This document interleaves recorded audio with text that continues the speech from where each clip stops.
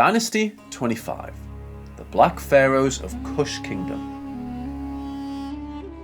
Throughout its history, Egypt went through all kinds of political and social divisions that led to periods of great conflict within the royal family.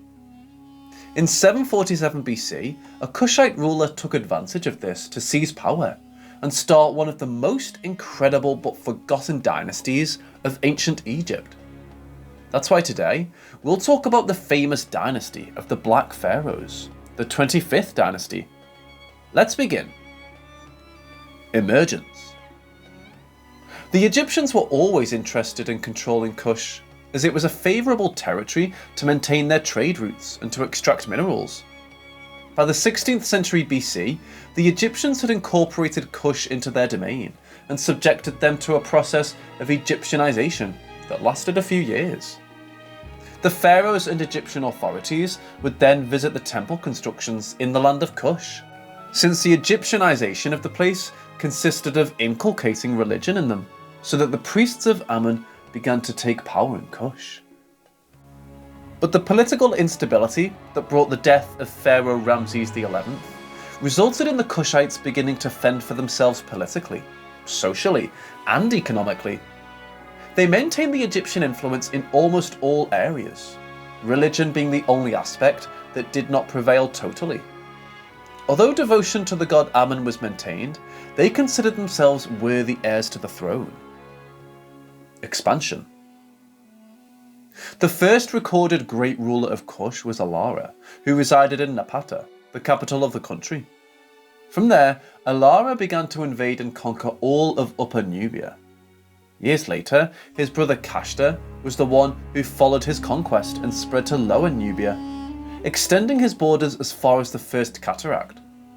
Kashta was the first Kushite king to be literally crowned with an Egyptian title, but for most historians, it was his son Piye who inaugurated the 25th dynasty.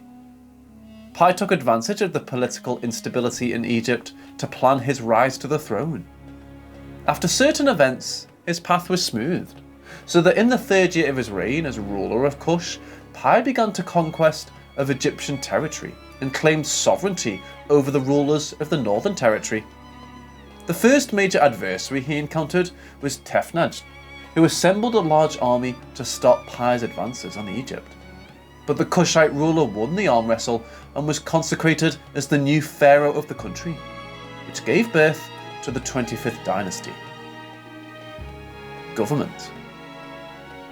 After consolidating his power, Piye managed to unite the country again, in addition to recovering the cult of Amun and religious traditions. His reign lasted until 715 BC, the year in which he died. His successor in power was Shabaka, his brother. He placed the royal residence in Memphis, where he fought against the Libyans and the Assyrians, who attempted against the interests of the pharaoh. The reign of the Black Pharaohs is remembered mainly for the stability and unity they brought to a country that was in critical situations. All this could be achieved thanks to the support they received from the priests of Amun, who had great power due to the influence they had over the people. This support from the clergy was achieved thanks to the fact that the Black Pharaohs restored the cult of Amun above all things, in addition to practicing the religious customs and traditions themselves, since they considered themselves legitimate descendants of Amun. In addition, during their reign, some of the most important constructions of the Third Intermediate Period of Egypt were built. Chronology of the Pharaohs.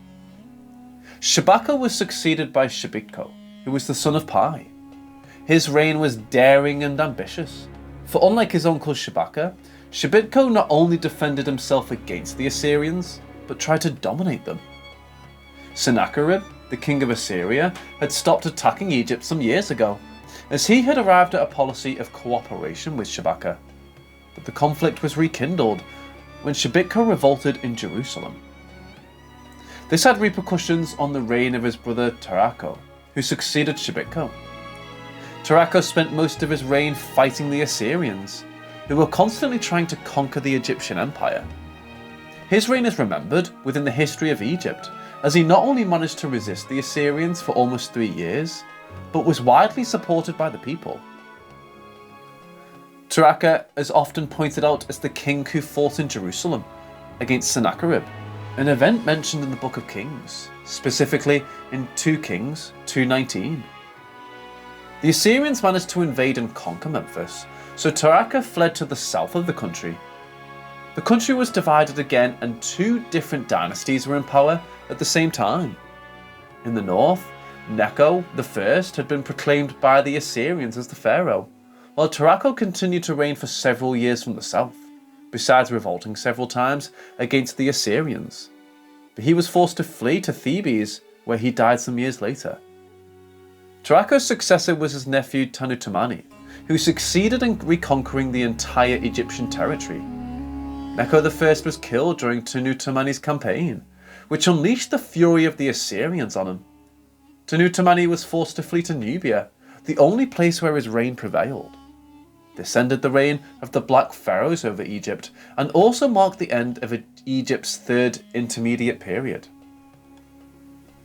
Some historians do not include Piye as the first pharaoh of the dynasty, nor do they include Tantamani as the last. But because of the evidence and historical records found, they are usually included by convention.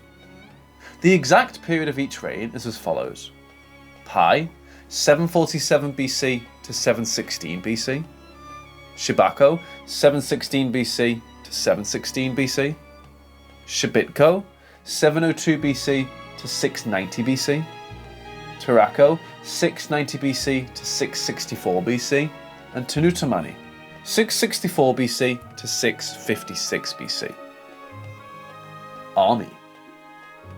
The Kushite government of the 25th dynasty was characterized by having a genuine interest in the military forces of the country, since the Kushites were a warrior people who received a vast military education since childhood. So there was no Kushite king who was not thirsty for combat. This was reflected in the relations that the soldiers maintained with the rulers, since they offered an absolute loyalty towards them, besides trusting almost blindly in the orders that they gave them. The fact that some of the high commanders of the army had shared training camps with the rulers helped a lot to make the relationship respectful. Royalty. The Kushites made several changes in royalty during their time as kings of Egypt, from clothing to inheritance mechanisms. Instead of wearing the traditional blue cap, the Kushites used a cap-shaped crown, conforming to a headdress typical of Nubian kings. In addition, in their diadem, the double snake was usual. And as for inheritance and aspirations to the throne, the Black Pharaohs not only used the traditional patrilineal inheritance, which consisted of passing power from father to son, but also left their blood brothers in charge of the throne, as we've seen in the section on the pharaohs. The Kushite royalty constantly tried to prove that they were full-fledged Egyptians, but they also showed their traditional Nubian culture. Pyramids. The pyramids of the 25th dynasty were extremely complex constructions that innovated notably the constructions of the time, but they did not abandon the Egyptian architectural principles. Although the pyramids found are not in the best condition, it's evident that the Black Pharaohs had an enormous desire to mark their own style with their tombs. The 3rd intermediate period of Egypt was a stage marked by the lack of unity between the political and religious factions of the nobility, which slowly led the empire to live a process of decentralization of power. It should be noted that the entire Near East was going through a period of scarcity at that time, but the repercussion in Egypt was immense due to the internal strife that its rulers were going through. That's why the figure of the Black Pharaohs appeared in an almost miraculous way for a people who had no clear direction for the future. Their story is not as iconic as that of the other dynasties, but they definitely played a fundamental role in Egyptian history. Don't close the video yet. Before you go, please subscribe and leave us a like if you like the content. It will help us grow and keep making a lot more content. Now, without further ado, we say goodbye.